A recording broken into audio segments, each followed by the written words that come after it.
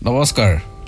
আমি UCO বেংকৰ ATMত কিদৰে পিন জেনাৰেশ্যন কৰিব পাৰি জানো আহক প্ৰথমতে আপোনাৰ হাতত থকা পাছবুকৰ একাউণ্ট নম্বৰটো আৰু ৰেজিষ্টাৰ্ড মোবাইল নম্বৰটো থাকিব লাগিব প্ৰথমে আপোনাৰ ATM কাৰ্ডখন ATM মেচিনত ভৰাই দিয়ক ATM মেচিনত ভৰোৱাৰ পাছত বাওঁ হাতৰ স্ক্ৰিনত গ্ৰীণ পিন অপচন ওলাব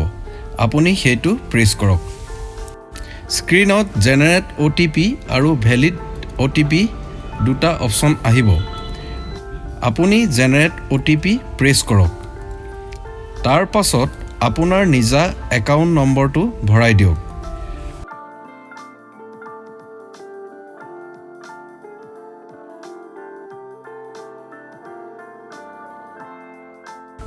আৰু প্ৰেছ ইফ কাৰেক্ট অপচনটো প্ৰেছ কৰক আপোনাৰ ৰেজিষ্টাৰ্ড মোবাইল নম্বৰত এটা OTP আহিব আপুনি মোবাইলত OTP পোৱাৰ পাছত পুনৰ ATM কাৰ্ডখন ATMত ভৰাই দিয়ক তাৰ পাছত গ্ৰীণ পিন অপচনটো প্ৰেছ কৰি সেকেন্ড অপচন ভ্যালিড অপচনত প্ৰেছ কৰিব পুনৰ একাউণ্ট নম্বৰটো ভৰাই দিয়ক তাৰ পাছত প্ৰেছ ইফ কাৰেক্ট প্ৰেছ কৰক আপোনাৰ মোবাইলত যোৱা OTP ভৰাই দিয়ক প্ৰেছ ইফ কাৰেক্ট প্ৰেছ কৰক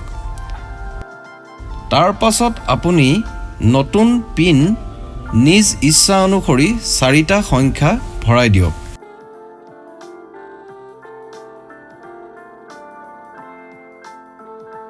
পাছত ATM মেচিনে প্ৰসেস কৰিব প্ৰসেস সম্পূৰ্ণ হোৱাৰ পাছত পুনৰ সেই একে 4টা সংখ্যা ভৰাই দিয়ক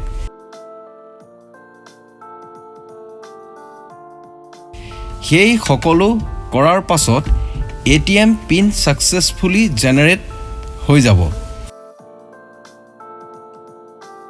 ইয়াৰ জৰিয়তে আপোনালোকক জনাই থওঁ যে আপোনালোকে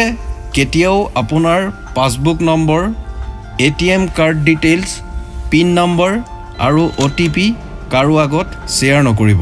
ধন্যবাদ